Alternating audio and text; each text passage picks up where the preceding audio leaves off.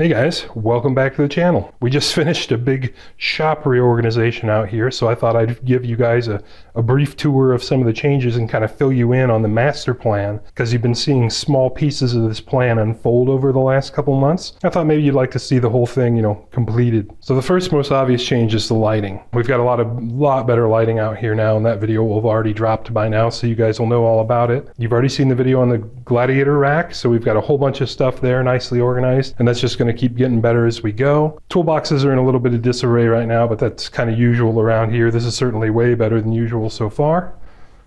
The biggest change, I think, is going to come from this corner over here. Every video I've ever made, there's like a huge pile of crap right here. Usually there's a fan here, the tractor's stuff back in the corner. There's a couple of shelving units there that I couldn't access it to save my life if I had to. My broken shop radio was up there. All that stuff has now been relocated. Some of it's now down in the basement. Some of it I moved into the other corner. And I made a little bit better use of this space along the wall where I can't pull the car directly up against the wall anyway. So I've got some stuff over there now. And then those shelving units are back up there in that front corner, and I'll be able to access them now. There's a reason I've done all these things here. So let's just start with the primary motivating factor. This is where I'd always parked the tractor, and right now it's parked right here because we're going to work on it soon. It's just going to get pulled straight back to do that. But this has always been a huge hassle because to get the tractor out, I had to either move this car or the Jeep. Usually the Jeep, just because of the way the tractor's parked. Moving this one doesn't help me. I'd have to do like 1,000-point, mini-me and Austin Power stuck in a hallway turn to be able to get the thing out. So I would just pull the Jeep out and get the tractor out that way. Well, the problem with doing that comes when it's not a Jeep sitting here, but it's a Blazer. And it's back to basically right here, and it's on jack stands and disabled, because then I can't pull it out. The thing, if the thing's leaking gas and doesn't have brakes or anything else, then the tractor is barricaded in. So now I've got all this stuff up against this wall nicely and out of my way, and I can actually walk a little path here to get back to those shelves, but I shouldn't need to anyway, because the master plan here is now I can pull the nose of the car all the way up against that wall and put the tractor behind the car, so I don't have to move anything when it's time to mow. So the tractor's new home is going to be right here.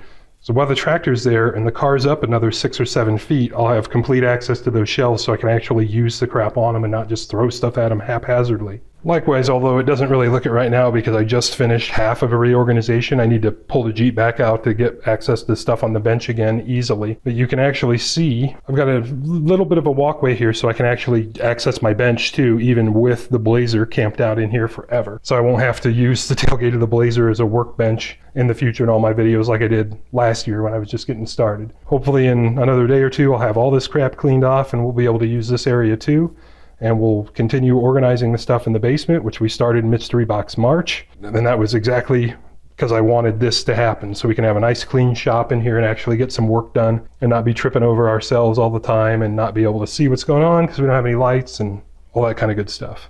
So right now I'm pretty pumped because we have what amounts to a new shop. We've got a new camera. We've got new lights. The Blazer hasn't been in the shop in so long. It may as well be a new project at this point. We haven't worked on the tractor in about a year either. That's going to be fun. And you can see the wide angle lens helps show the scale of things a little bit better, that we've got basically all this space to do stuff in that we just didn't have before because it was all full of crap. So this is going to be awesome. And I'm really happy about it. I'm really excited about the future. So I thought I'd just take a minute and kind of show you guys the culmination of all these things that you've been seeing very small chapters of right along, and see what the goal was to get where we're at now. When it comes to setting up a shop, everybody's got their own way of doing things, and at least at this house, this is like my 4th iteration of setting the garage up. And the first few were just completely terrible, and I think now we're starting to hone in and put a fine point on it. So I'm really excited. I just wanted to share that with you guys, and I hope you enjoyed the short catch-up and tour of the shop, and we'll catch you on the next one. I'm Max, that's Saddington Bear, and we make videos like this all the time. Here are a couple links to some other videos we've made, and we really appreciate you guys stopping in.